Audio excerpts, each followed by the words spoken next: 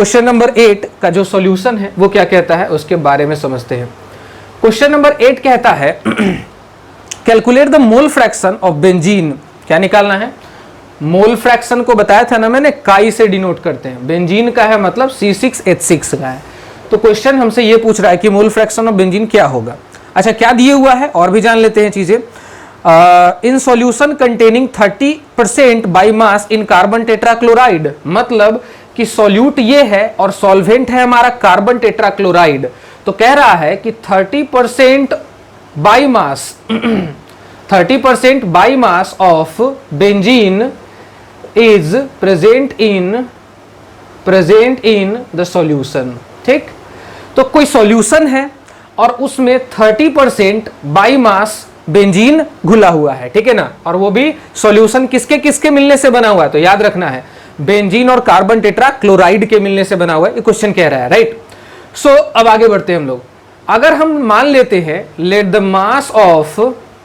Mass of solution is equal to 100 gram, तो इसका मतलब ये हुआ कि 30% 100 ग्राम का 30% बेंजीन है, यानी कि 30 gram of benzene is present in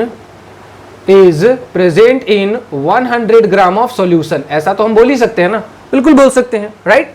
तो इसका मतलब 70 ग्राम क्या है? 70 ग्राम है carbon tetrachloride. 70 gram of carbon tetrachloride is present in 100 gram of solution, ठीक है। टोटल सॉल्यूशन का मास हमने कंसीडर किया था 100, जिसका 30% जो है बेंजीन है, यानी कि 30 ग्राम, तो बच क्या गया 70 ग्राम। वो क्या है?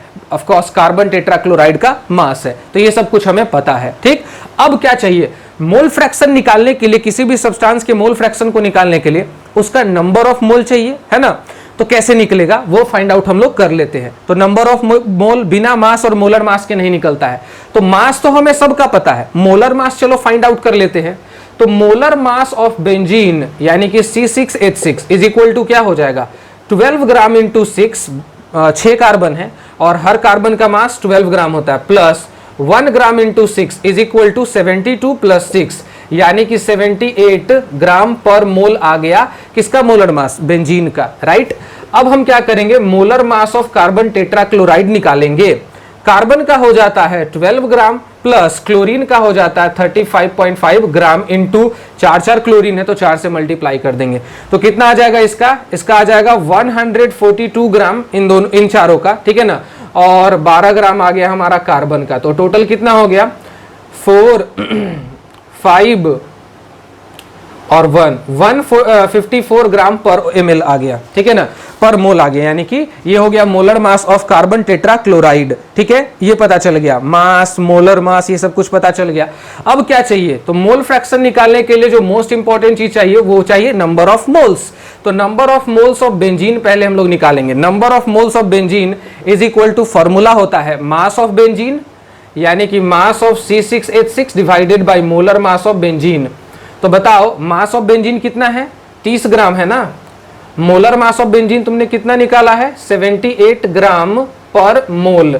ग्राम से ग्राम कैंसिल हो जाएगा, तो 30/78 का जो वैल्यू आता है वो आता है 0.385 मोल्स, ठीक है ना।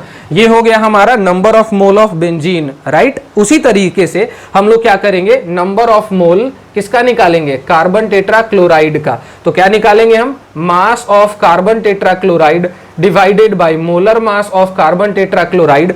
मास ऑफ कार्बन टेट्राक्लोराइड कितना है इस क्वेश्चन में? 70 ग्राम है, राइट। डिवाइडेड बाय मोलर मास इसका कितना आता है? 154 ग्राम पर मोल आता है। ओवरऑल जब आप कैलकुलेट करोगे तो आपका जो आंसर आएगा वो आएगा 0.455 मोल आ जाएगा, राइट।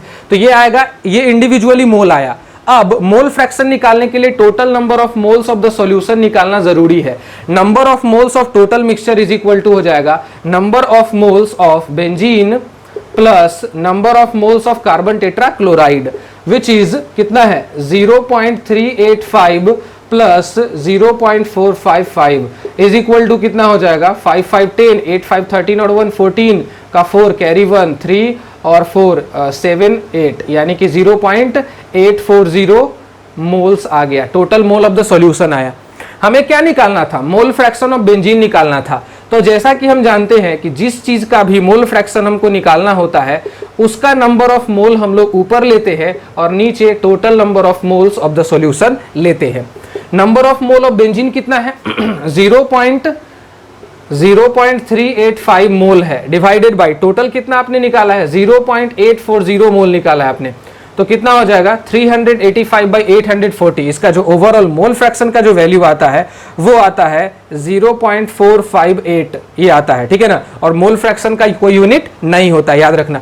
आप चाहो तो आप निकाल सकते हैं किसका मोल फ्रैक्शन, यहाँ पे आपने बेंजीन का निकाला है, आप चाहें तो कार्बन टेट्राक्लोराइड का भी निकाल सकते हैं। अगर आपको ये नहीं दिख रहा है तो यहाँ पे मैं लिख देता हूं 0 पॉइंट कितना आया है हमारा मोल फ्रैक्शन 458 इतना आया है, ठीक है ना। अब तो दिख रहा होगा आई होप।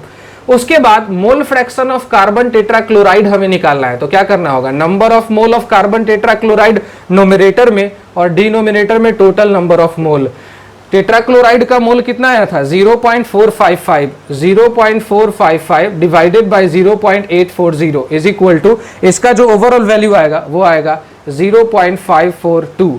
इसका और इसका टोटल सम मस्ट बी 1 होना चाहिए, याद रखना इस चीज को। अगर 1 ऐड करने पर नहीं आ रहा है दैट मींस कि आप कहीं ना कहीं कैलकुलेशन में गलती कर रहे हो। तो ये था क्वेश्चन नंबर 8।